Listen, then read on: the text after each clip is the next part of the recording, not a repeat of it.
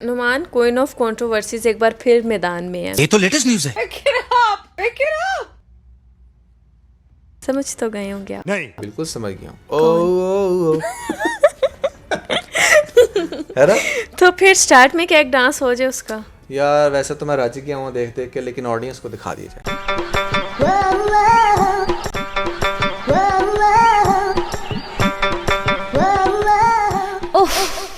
Oh my God, क्या बात है यार। वैसे तुम्हारा ये सॉन्ग ना फेमस हुआ इसी के ढुमकों से है।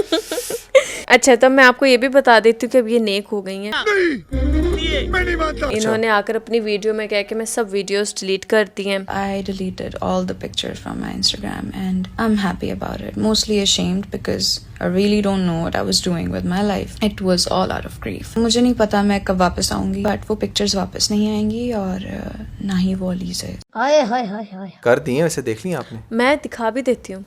ओह, सब कुछ डिलीट कर टिकटॉक से भी सब डिलीट है, इंस्टा से भी सब डिलीट है, हर जगह से सब कुछ डिलीट इससे है। पहले भी ऐसा हो चुका है नहीं? बहुत दफा हो चुका है। पहले भी ये काफी कुछ रिमूव करके फिर और बैंक के साथ आई है।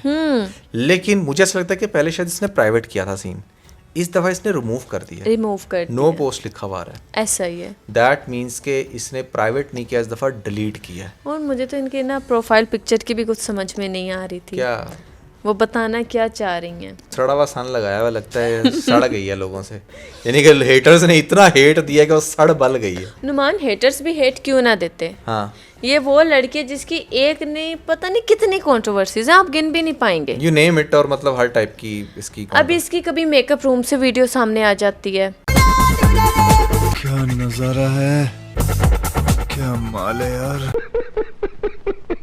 फिर ये कहती हैं जी मैं अपने लाइफ में बहुत कुछ करना चाहती हूँ। मुझे अभी बहुत कुछ करना है अपनी लाइफ। क्या मैं क्या बोला तू? मुझे अभी बहुत कुछ करना है। मुझे अभी बहुत कुछ करना है। मुझे अभी बहुत कुछ करना है। मुझे अभी बहुत कुछ करना है। मुझे अभी बहुत कुछ करना है। मुझे अभी बहुत कुछ करना है। मुझे अभी बहुत कुछ करना है। अरे बस कर भाई।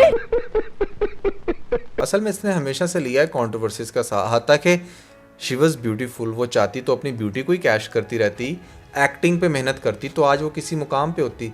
लेकिन उसने ना बहुत ज़्यादा इसके अंदर भी शॉर्टकट्स बनाने की कोशिश। शॉर्टकट्स कैसे?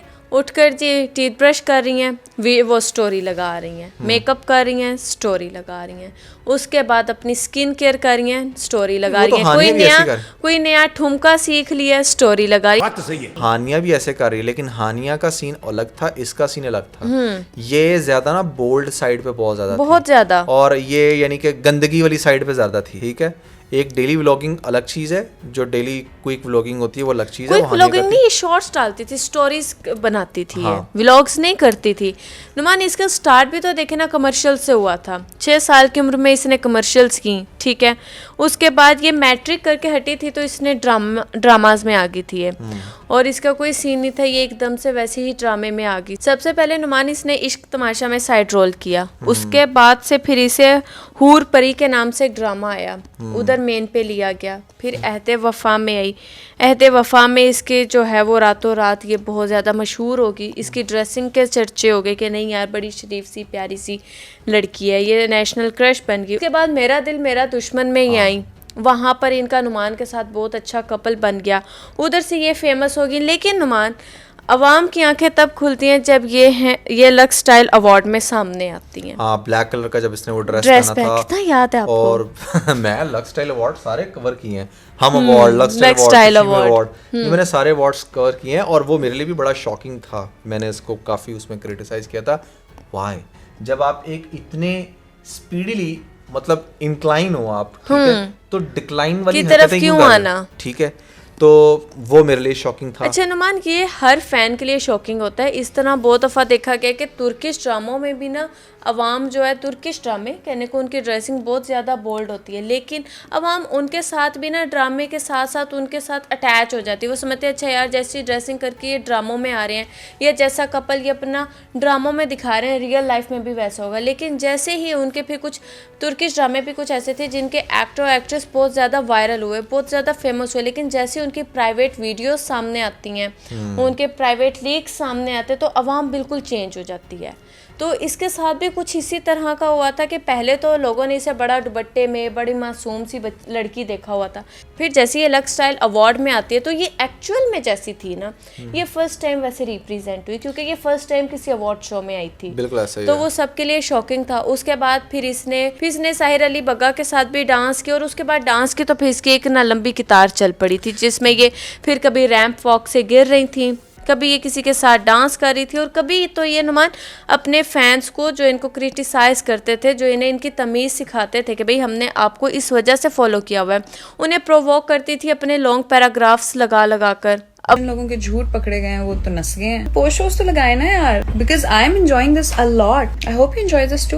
उनके लिए वीडियोस बना कर मैं यही बात करने लगा था। बेसिकली आपने मेरे मुंह की बात छीन ली है कि अलीज़ा शाह का सबसे बड़ा इशू ये था कि जब इसको क्रिटिसाइज किया ना वाम ने, इसने वो हरकत डबल करके दिखाई। इसने कहा कि अच्छा ऐसे चलो मैं फिर करती हूँ, और अब वो इस नतीजे पे पहुंच गई कि आप देखें कि इसकी इंस्टा की अच्छी खासी हेल्दी प्रोफाइल थी, इसकी पास्ट के शूट्स बड़े धमाकेदार शूट्स थे, बड़े वायरल हुए थे इसको ऑल टुगेदर सब कुछ ही डिलीट करना पड़ा है। सब कुछ ही डिलीट। देखें, आप जितने ब्यूटीफुल होते हैं ना, आपके ऊपर जिम्मेदारी भी उतनी बढ़ जाती है। मैं पर्सनली ये समझता हूँ कि आप जितने ग्रेसफुल हो, जितने खूबसूरत हो, जितना लोग आपकी तारीफ कर रहे हैं ना, उतना ही लोग फिर आपकी टांग खींचने वाले भी आते हैं।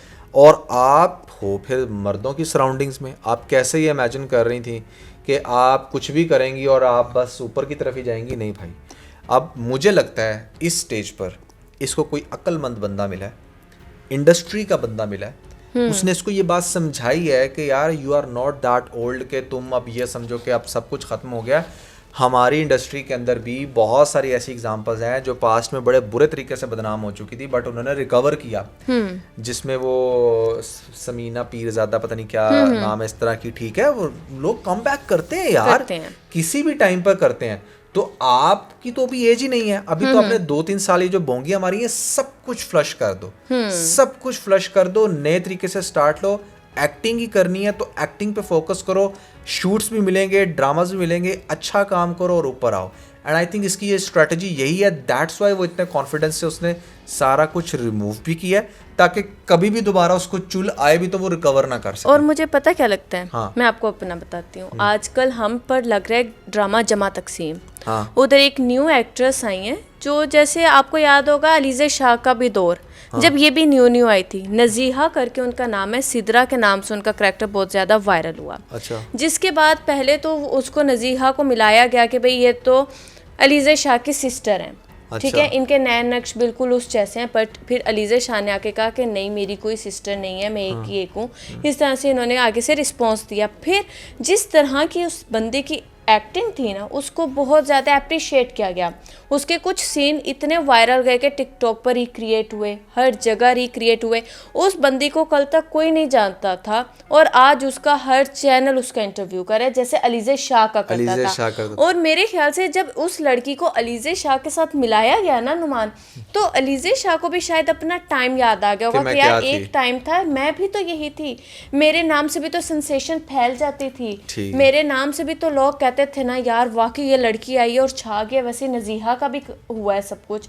तो मेरे ख्याल से वहाँ से इसने रिलेट किया कि यार मैं अभी कोई बूढ़ी नहीं हो गई, मैं अभी खुद यंग हूँ, प्यारी हूँ, मैं कुछ भी करके अपना वापस वो स्टेटस जो है वो ला सकती हूँ। तो मेरे ख्याल से इसे उस लड़की से सबक हासिल हुआ है, और उसके बाद इसने ये अच्छा खासा बोल्ड स्टेप लिया है, जहाँ से इसने नुमान अपनी सारी वीडियोस डिलीट की हैं, सब पोस्ट रिमूव की हैं, और मेरे ख्याल से इसका बड़ा पॉजिटिव कमबैक होगा। और इसके उसी तरह से थोड़ा सा हेल्दी सा फेस और क्यूट सा फेस और लॉन्ग हेयर के साथ इसका कमबैक होगा। मुझे लगता है इसको करना भी चाहिए, क्योंकि दरमियान में ये जो बिल्ली ऐश और पता नहीं क्या कुछ बनने की कोशिश करती बिल्ली ऐश कभी बनने की कोशिश करती थी, कभी उर्फी जावेद की कॉपी बनने की कोशिश करती थी, बड़ा कुछ जो ये करती थी, इसको बिल्कुल रिकवर करना चाहिए। और मैं आपको एक मजे की बात बताऊं, देखिए कंट्रोवर्सीज हर एक्ट्रेस पे बनती हैं, इसने अपनी कंट्रोवर्सीज को बहुत बुरे तरीके से ट्रीट किया है। जिस तरह कभी इसकी ब्यूटी से इंस्पायर होके इसको मीडिया में इतना वैल्यू दी गई, और फिर आहिस्ता आहिस्ता ये ऊपर आई और फिर गिर रही गई जब इसने इसी तरह हानिया मीर के साथ भी हुआ था।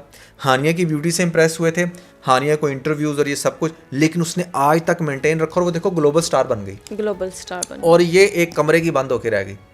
ठीक है, कितना फ़र्क है आप देखो ना। मैं समझता हूँ कि हानिया और अलीजे ये बिल्कुल पैरेलल में ना ऊपर आ रही थी, फेमस हो रही थी। दोनों की क्यूटनेस, और क्यूटनेस में इसको टॉप पे रखते थे।